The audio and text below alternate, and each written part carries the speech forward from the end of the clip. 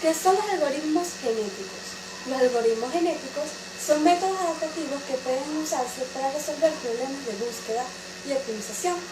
Estos están basados en el proceso genético de los organismos vivos, de acuerdo con los principios de la selección natural y la supervivencia de los más fuertes, postulados por Darwin en 1859. ¿Qué es un algoritmo genético simple? El algoritmo genético simple, también denominado canónico, se le denomina el programa propuesto por Holland y se caracteriza porque el ciclo generacional se repite hasta que se alcance el objetivo par. Es aquel donde se necesita una codificación o representación del problema que resulte adecuada al mismo. Durante la ejecución del algoritmo, los padres deben ser seleccionados para la reproducción.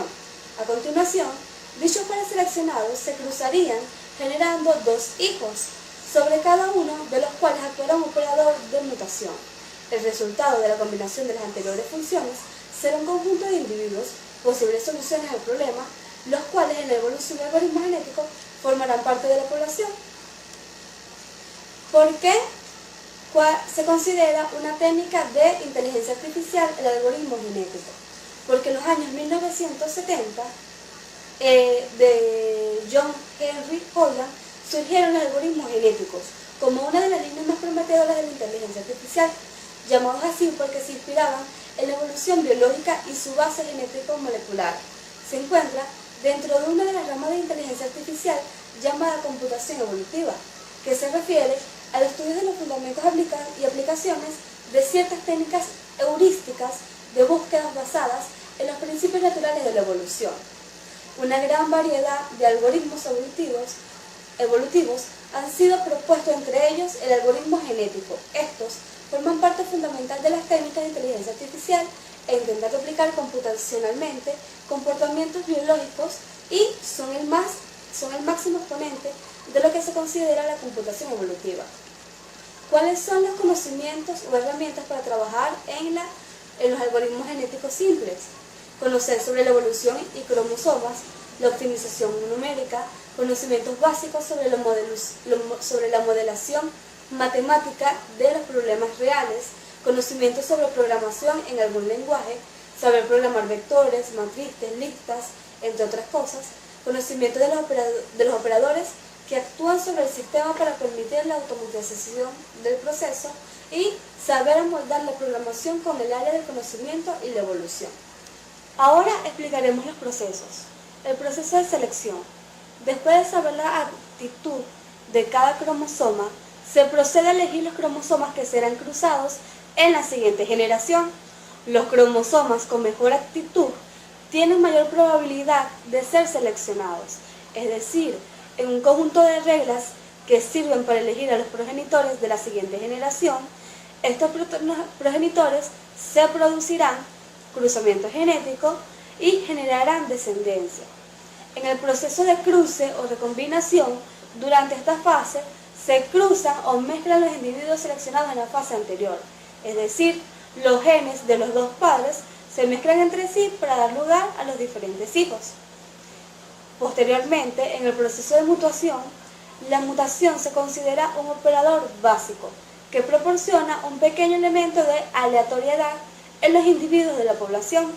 Si bien se admite que el operador de cruce es el responsable de efectuar la búsqueda a lo largo del espacio de posibles soluciones, el operador de mutación es el responsable del aumento o reducción del espacio de búsqueda dentro del algoritmo genético y del fomento de la variabilidad genética de los individuos de la población. Últimamente, finalizando, el proceso de reemplazo es aquel que, una vez aplicados los operadores genéticos, se seleccionan los mejores individuos para conformar la población de las generaciones siguientes. Los ejemplos se pueden observar a continuación en el algoritmo y en la explicación de sus pasos. El primer paso es obtener la población inicial que represente al espacio de búsqueda, y para ello se puede proceder a una generación de manera aleatoria, de la misma también a una obtención de esta población inicial a partir del conocimiento disponible para resolver el problema. Cada miembro de la población se evalúa, asignándole una medida de su fuerza en la solución del problema. Una vez que se han evaluado todos los miembros de la población, se genera una nueva etapa. Podemos observar aquí otra imagen que dice inicio, generar población inicial, evaluar a cada individuo.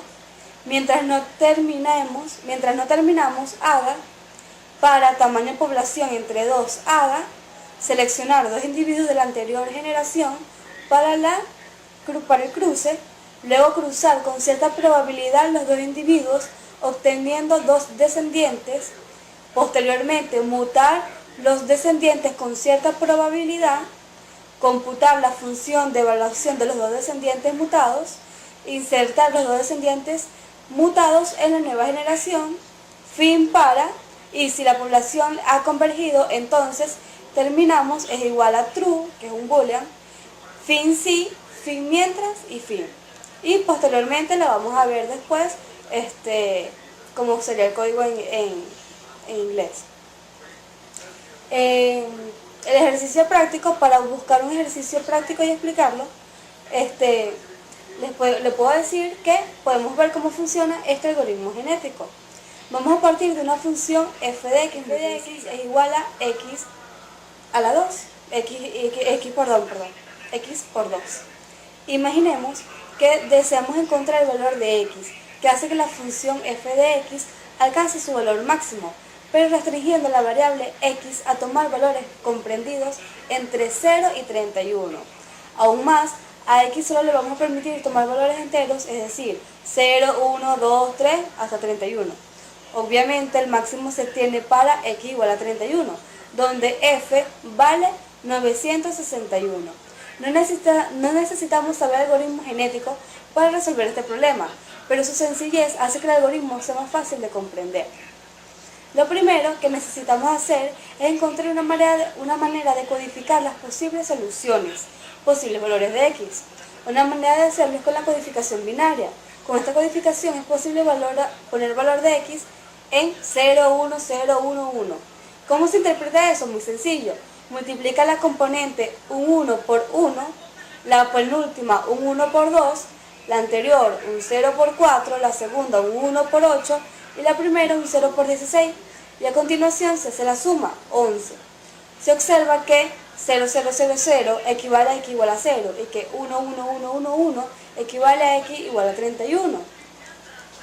Cada posible valor de la variable x en representación binaria se le va a llamar un individuo. Una colección de individuos constituye lo que se denomina población y el número de individuos que la componen es el tamaño de la población. Una vez que tenemos codificada la solución, debemos escoger un tamaño de la población. Para ese ejemplo ilustrativo vamos a escoger 6 individuos. Debemos partir de una población inicial. Una manera de generarla es aleatoriamente. Se coge una moneda y se lanza al aire. Si sale cara, la primera componente del individuo es un 0 y si no, bueno, es 1. Se repite el lanzamiento y se tiene el segundo componente. Y así hasta 5 veces y se obtendrá el primer individuo. Se repite ahora la secuencia anterior para generar los individuos de la población restante. En total tiene que lanzarse 5 por 6 es igual a 30 veces la moneda. Nuestro siguiente paso es hacer competir a los individuos entre sí. Este proceso se conoce como selección. Tabla 1 de selección. Como la pueden observar, cada fila en la tabla 1 está asociada a un individuo de la población inicial. El significado de cada columna de la tabla es el siguiente. 1, número que se le asigna al individuo. 2, el individuo en codificación binaria. 3, el valor de x. Y 4, el valor de f de x. Se observa que el mejor individuo es el 5 con f es igual a 676. Calcula la media de f y se obtendrá el fmec, que es igual a 324,3. En cuanto a la columna 5, una manera de realizar el proceso de selección es mediante un torneo entre 2. A cada individuo de la población se le asigna una pareja y entre ellos se establece un torneo. El mejor genera 2 copias y el peor se desecha. La columna 5 indica la pareja asignada a cada individuo, lo cual se ha realizado aleatoriamente. Existen muchas variantes de este proceso de selección, aunque este método nos vale la pena para ilustrar el ejemplo.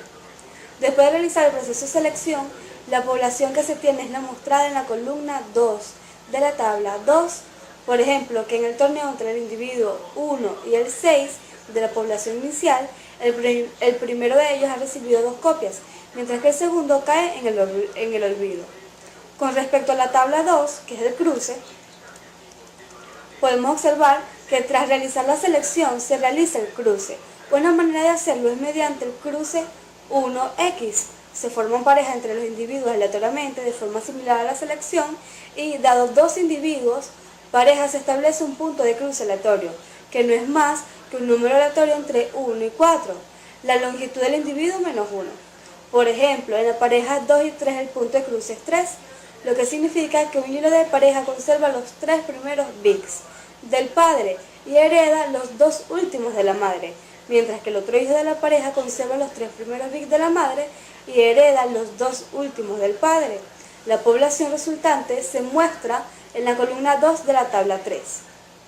Tabla 3, población tras el cruce. En la columna 3, el valor de X en la siguiente tiene el valor de F correspondiente. Fijémonos que a la hora el valor máximo de F es 784 para el individuo 2, mientras que antes de la selección y el cruce era de 676. Además, FMEC ha subido de 324,3 a 389,3. ¿Qué quiere decir esto? Que simplemente que los individuos después de la selección y el cruce son mejores que antes de estas transformaciones.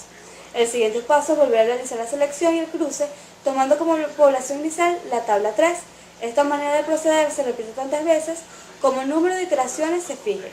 ¿Y cuál es el óptimo? En realidad, un algoritmo genético no se garantiza la obtención del óptimo, pero si está bien construido, se proporcionará una solución razonablemente buena. Puede que se obtenga el óptimo, pero el algoritmo no se confirma que lo sea, así que es mejor quedarse con la mejor solución de la última iteración. También es buena idea ir guardando la mejor solución de todas las iteraciones anteriores y al final quedarse con la mejor solución de las exploradas.